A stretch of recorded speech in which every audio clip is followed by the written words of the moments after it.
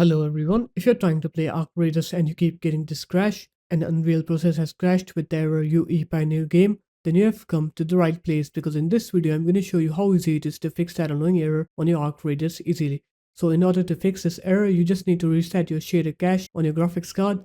So if you have an AMD graphics card, what you're going to do is you're going to right click on your desktop, go into AMD Adrenalin Edition, you're going to search for shader cache here, and just click perform reset here, and then restart your computer.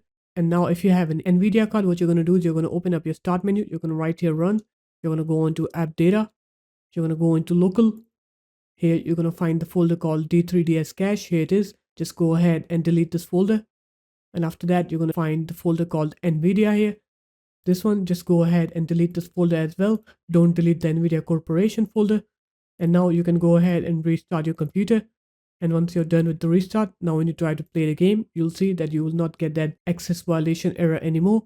So there it is guys, that's how easy it was. If you guys found this video helpful, make sure to leave a like, comment and subscribe to the channel. And I'll see you in my next video.